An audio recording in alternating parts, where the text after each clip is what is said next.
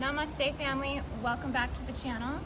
And today we are at the Garden of Tivoli. This is about 45 minutes outside the heart center of Rome, and I'm here again with Felix and one of my grid team members, Teresa. And we are here essentially preparing all of the energy work that we are doing for the Winter Solstice Rescue Mission 2022 here at the Vatican, and we were really guided here to come and open and clear the portals. We didn't really have a sense when we first came here exactly what we were clearing, but as we came here it was kind of like a knowing, like an intuitive feeling that we were called here. And when we came, we found that we essentially were in a central hub where they are highly using the fleur-de-lis implants. So this was a home for the cardinal essentially, and they kept a lot of Vestal virgins here. So if you guys want to look up above, you can see all around us that we're surrounded essentially by the fleur-de-lis signature, the imprint of it here. And so if you guys have caught my video that I did on the Lemurian regression session, the female implant womb healing that I have on YouTube, I'll also put it down in the description.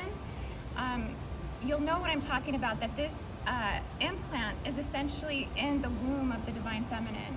And so, Felix, why don't you talk about how much we've seen it here through the entirety of this place. Yeah, absolutely. There is so many signals to the fleur-de-lis here, and so much decapitation of the feminine, along with pregnancy, child sacrifice, child rituals, child servants, child slavery. Yeah. Indoctrination. Yeah. I mean, it's been really, really rife with all of that kind of energy and all of the imagery that's come forwards within this location.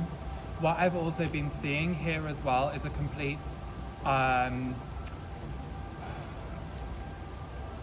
destroying of the elemental bodies as well, and a disconnection, complete like ripping the connection of the elemental kingdom from the humanity, or not really humanity anymore, it's more disgraced, coming through the patriarchal constructs. So, They were highly depicting the fall of man in some of the rooms. So as you walked through the main museum part of the Garden of Tivoli, this is what we're referring to, is through each room there was different elements, different aspects to the artwork that really depicted the savagery, the cannibalism, the predatorial energy of the patriarchy, using dragons, using the eagle. See, and if you notice, if you look around, the eagle is actually in between the fleur-de-lis implants. So this is how much they're actually guarding this implant within the Divine Feminine, that they don't want this removed. This implant represents them actually blocking fifth dimensional souls from being able to incarnate into the womb. It's also hijacking the incarnation gate systems as well. It's one way that they can enforce and enslave the forced breeder programs.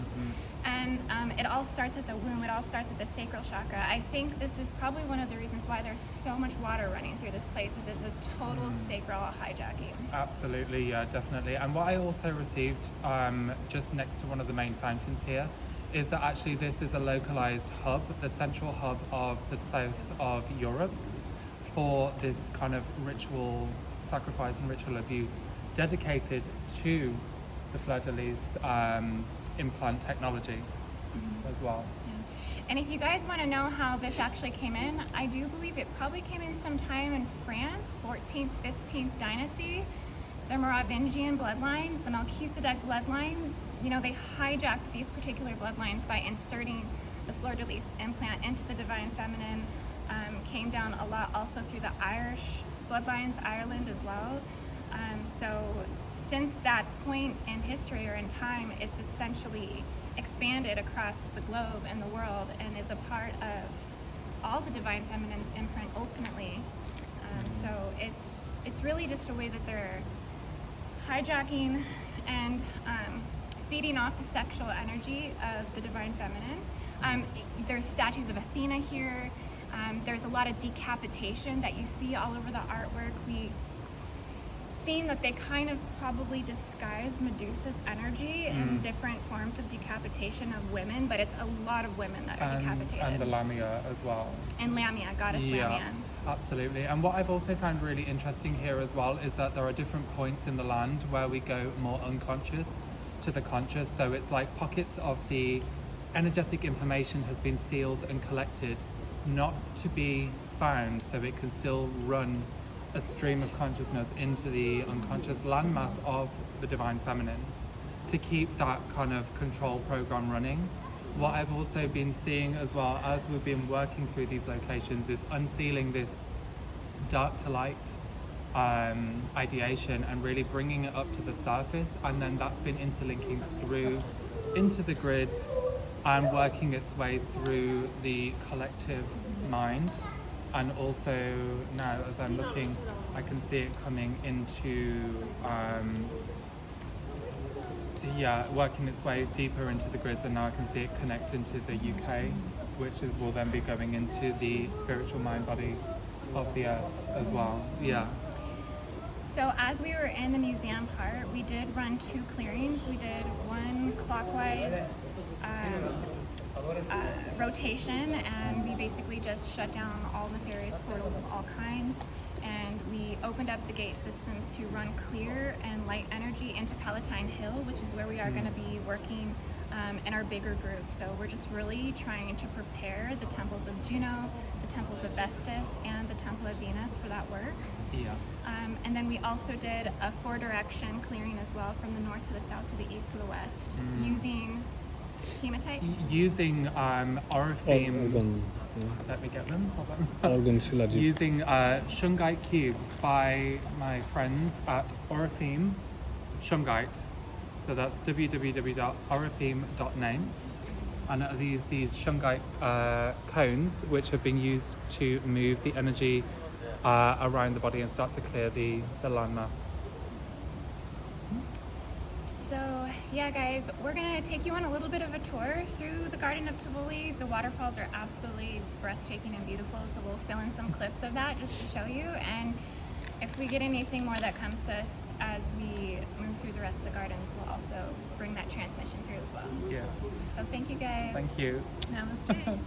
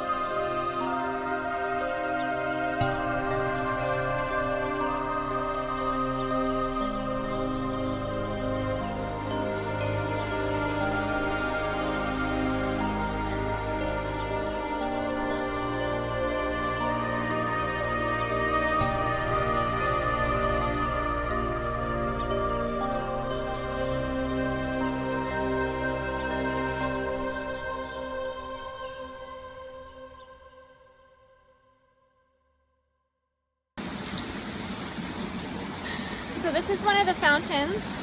Is there a name for this one? Yeah, it's Diana of Ephesus, I believe. Okay. And what we've seen here is the mother with many, many breasts bringing nourishing water through the body as a part of the decoration. So within this, what I found was really interesting is how she's got the two symbols on her shoulder. We've got one eagle, one dragon on one shoulder and one on the other. And then she's got a castle at the top of her head. So it's almost like a fortress of the crown and a fortress of the mind. So it's this kind of authoritarian kind of energy. And what I've also found here is with a lot of these statues is that the bodice going down the legs is actually the tail of a serpent as well. So we're looking more so into that reptilian or hydra energy in this sense as well. Yeah. And as we did find through the main part of the museum was that they were, you know, beating the hydra or trying to kill the hydra, and a lot of the rooms that they were depicting the fall of man and also desecration of the mythical creatures in the elemental kingdom as well. Yeah. So it's interesting that they then convert their statues into the same energy, representing fertility and life. Yeah. And nurturing, breast milk. What I've also found interesting here as well is the amount of breasts that she has, more so like a mutation or a hybridization or a genetic modification of the feminine form. So I found that was a very interesting trait that had been picked up here. I'm seeing it with quite a few different statues actually, this hybridization of the feminine. So again, if we look back to the fleur-de-lis implants, which is a genetic mutation, it is a hybridization, we're actually seeing it come through in the interbreeding of the animals to humans. And we've also seen this earlier on as well within the depictions of bestiality and sexualization of animals. Now, this is a very, very strong trait through the Cabal and some of their darker abuse towards the young ones. I've got some kids coming to play in the maze now. So yeah, this has just been one real interesting little discovery that's come forwards as well. And in a way, it kind of also does depict the Roma Lupa and the story of the she-wolf that was depicted as a prostitute that nurtured Romulus and Remus. So, which also came through the god of Mars, and again, another raping of a Vestal Virgin, which this place, you can really feel the Vestal Virgin energy throughout this whole place. There was even a hallway of bedrooms, is what it felt like, and you could actually feel the spirits of the virgins running through the hallways. You could see spirits actually coming through light and through the windows. I mean, spirits were literally just passing between me and Felix. You could see them just kind of come through. There were several rooms that you could pick up on pregnancy and pregnant women. Yeah. And they even had sculptures later that we found of pregnant women casted on the wall, but they had much larger pregnant bellies, so they were either carrying multiples or they were not human. Yeah, absolutely. And what I've also found really interesting And that's here, interesting. no, It's okay. But the pregnant belly was so large, and here we have the depiction of a multiple-breasted woman to feed many children. babies, Yeah, absolutely. And what I've also found really interesting as walking through these gardens is I've seen couples playing kiss chase and running around as if picking up on the energy, and it is so strong with that sexual vibe in the grounds, coming through with sexual revelry. I'm seeing it play out through the unaware as they're playing into this kind of kiss chase games that I've seen as a kind of nymphy kind of foreplay, if you will. He was picking up on the nymphs, and then as soon as you said nymphs, I picked up on the what are the mermaids called? The sirens. The sirens, yeah. The siren energy as well. So yeah. Yeah. We're in a very sexy place right now. Yeah, definitely.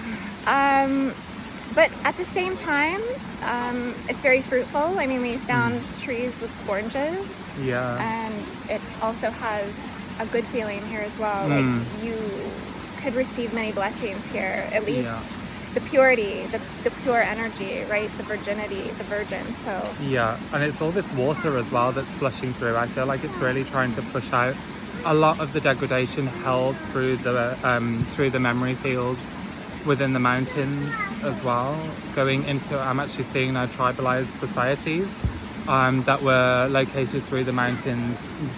Maybe I want to say beyond Neolithic, the Neolithic time period, and coming into more of like a tribalized society, which could then also link into the Lemurian tribalized society and mentality. Yes, because this behind us really does feel Lemurian, doesn't it? It really does, yeah. Yeah. Absolutely. So I want to go to the other waterfall that's just drop dead amazing. And let's talk about those codes that are coming through, the crystalline codes. Oh, absolutely, yeah. The sapphire codes and some of the new diamond relics that we've been seeing as well. Yeah, definitely. That sounds really good. Okay. Okay.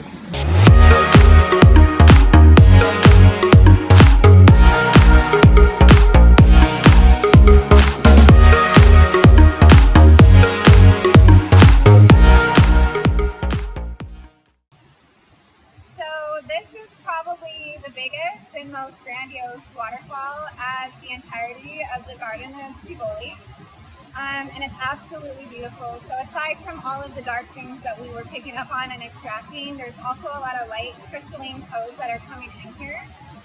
What I'm picking up on, particularly at this spot and at this waterfall, is rainbow codes and the connection to the Anticorona Bridge. So that seems to be going all the way down into the core of the earth, but then all the way into the heavens. So I can feel that it's really anchoring the crystalline structure also from the mountains. And we can utilize this organic templating to basically activate it within us, within our grid templating, and then use that as a connection point and also as an anchor as we do the grid work in Rome. Yeah, absolutely.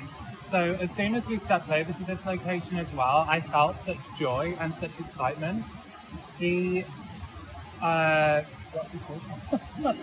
the pond with the fountains, the water fountains, I started to feel joyous, like I wanted to get into the water and I wanted to play in there. And then as soon as I started to clock that, I then saw in my vision all of these women, men playing within the water and really enjoying themselves as a cleansing. And then as I was noticing that, I felt the whole right side of my body open up, and it feels like it's running a purification stream through the distorted masculine body and cleansing it, opening it to take in the pranic ridges, the crystalline diamond codes.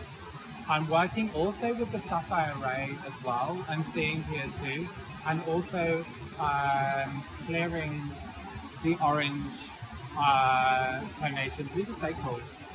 So yeah, so much going on here. Yeah. We were also seeing a sapphire diamond crystalline like heart chakra almost, but it was more of like a 13th, 14th, 15th dimensional sphere that radiated in the heart or in the core of the mountains here. And so that was very powerful. And then also just picking up on the water rituals that you were just mentioning. Oh, absolutely. Yeah, I'm actually also seeing Pan coming in quite a lot now as well. More so, I've been seeing him come through the fountains of Trevi, Trevi fountains in town, and other different water-bearing structures. And now here, in the presence of the gardens, I'm really seeing him coming forward so much more, but with other mythical creatures as well. So yeah, lots going on with that. And I feel like it's that reconnection of the elemental bodies, the elemental kingdom, coming back and finding that bridge to the humans once again. Yeah, so they don't feel scared anymore. Yeah. So much is being activated here, and I think it's just overall, this is such a big mission. This was really, really needed, and I think we're really going to open up the gateways to the ethereal causal realm. I think that's really what's opening up is more structures to the angelic kingdom is being anchored, and also to like the oversoul of the mother heart chakra as well. We've been picking up on emerald energy, a lot of emerald rays that have been coming through. I mean, before we even reach the mountain. Yeah, absolutely. And I also see now with the hexahedron geometry coming forward, which has held quite a lot of destruction within it. So we're looking into the earth elemental bodies. We're looking into the element of earth. I can see that getting more pure and clear with that emerald stone. Wow. Really good. Yeah. So it's amazing, and we're so happy to be able to share all this with you guys. We'll probably do a couple more spots, just kind of showing you some more of the amazing waterfalls. But if you want to actually turn around and just look down that way, you can actually see the water area where I think they were doing maybe some of the water rituals and a lot of the water purification as well. So all that's in there right now is fish, which if Felix gets hungry, Yeah, if I get that'd be my hungry, ghost one. yeah.